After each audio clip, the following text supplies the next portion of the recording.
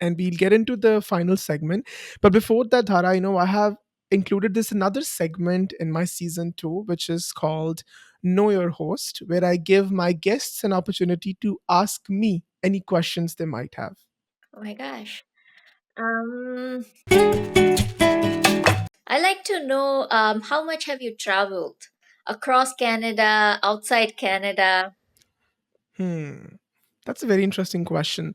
Uh, Actually, I'll tell you, I haven't really traveled enough up until my 20 to 23 years, when I came to Canada. That was my first time ever coming, literally like outside of my city. And after coming to Canada, I would say I have lived in various cities. Like I've lived in Montreal, I've lived in Halifax as well. And after that, I think I was so much, or I would say, like during my initial 3, 4 years, that I was so much consumed by the whole immigration process and just trying to make a living, and just living like paycheck to paycheck and just somehow being able to pay my dues and being also able to feed myself and trying to bring in this fun, whatever I can, what was in my capacity back then. So first 3, 4 years literally went by like that. And after that, I would say it was last year when for the first time I was actually able to travel. You can call it like a vacation. I was actually able to travel the cities which I always wanted to visit. Like I went to New York for the first time last year. It was my first time and it was magical. It was so overwhelming also, but so beautiful also to stand in that Times Square, which you have seen all your life in movies. And then I also went to Toronto. And you'll say that Toronto is not that far, you haven't been there, everything, but literally I haven't. I came in 2018. I remember I had my cousin and his wife, whom I visited back in 2018, and I lived with them for like 4 years. But I kid you not, I have no recollection of those 4 days. I literally don't, because I feel like I was still trying to process that. Have I really moved abroad?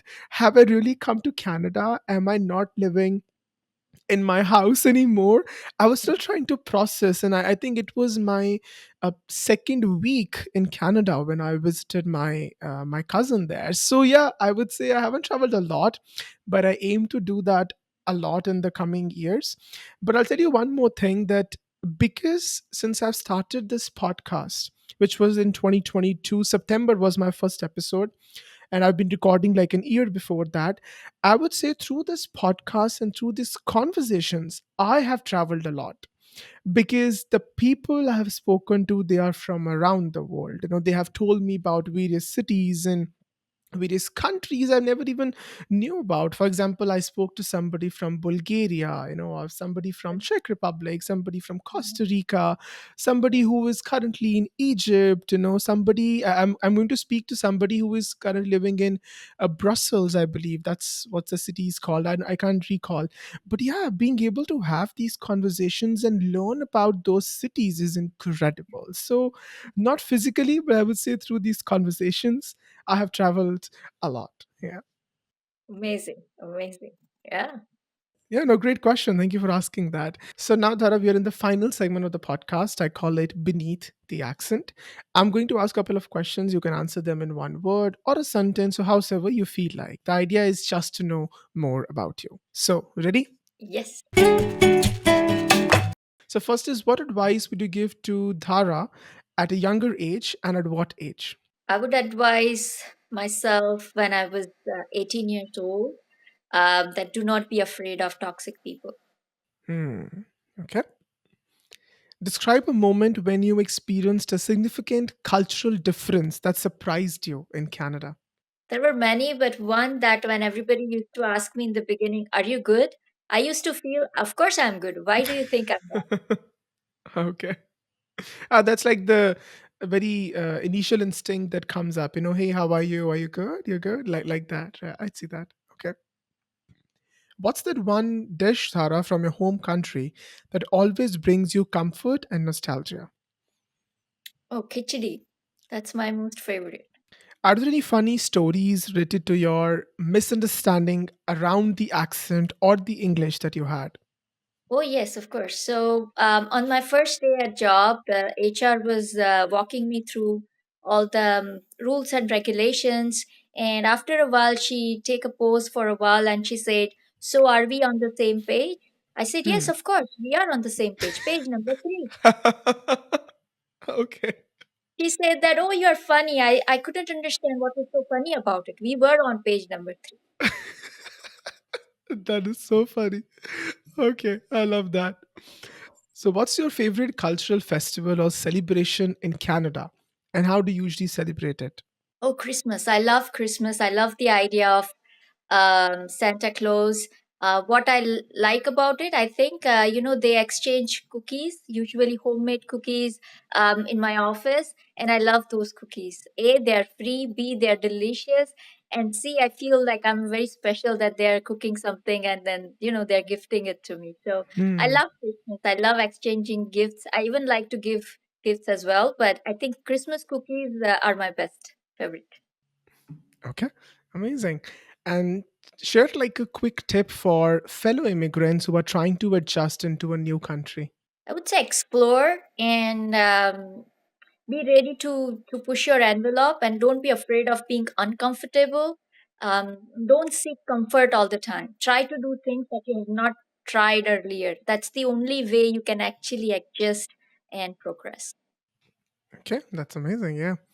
Tell us about the first friend that you made in Canada. She's also my best friend in Canada. She's Chinese.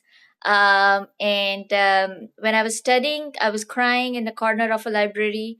And she came to me and she started talking to me. And ever since, she became my friend. So she was my first Hmm. friend and the best friend ever. And you guys are still in contact? You guys meet often? Mhm. Hmm. Love that. And share a moment where being an immigrant made you feel exceptionally proud or accomplished.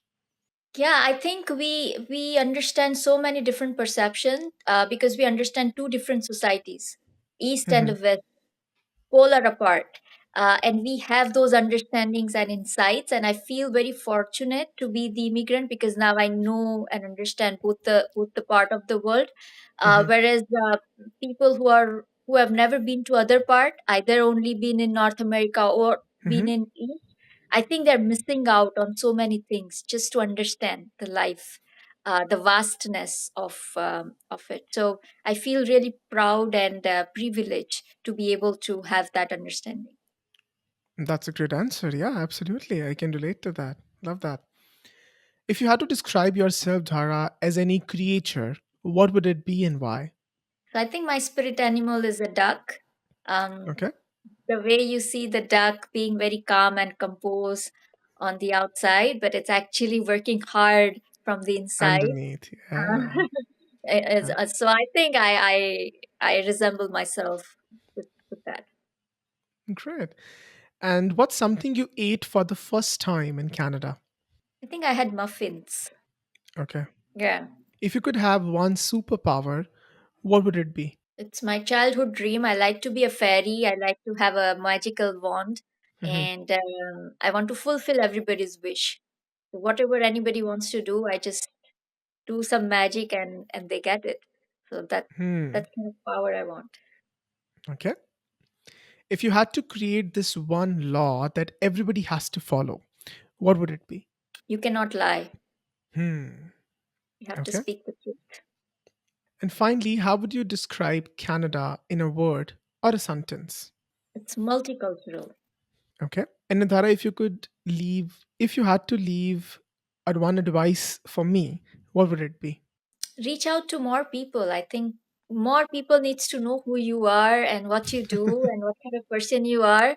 um I don't know, expand your reach because I think people needs to know you. Even Hmm. more people needs to know you. So do whatever you need to do to reach out to larger audience. Absolutely, that's the aim for sure. And finally, Dhara, how would you describe your experience of being on this podcast? It's very motivational and fulfilling experience because uh, I talked about certain parts of my life and the journey that I never talked to anybody before. So Hmm. I don't know. It was there was something, about it that made me talk about it and again think about it. So very grateful, very happy and fulfilled. Wow, great words. I'm overwhelmed to just listen to what you just said, and thank you so much, Dhara, for your kind words, for being on the podcast and adding value to me and to my listeners. So thank you so much. My pleasure.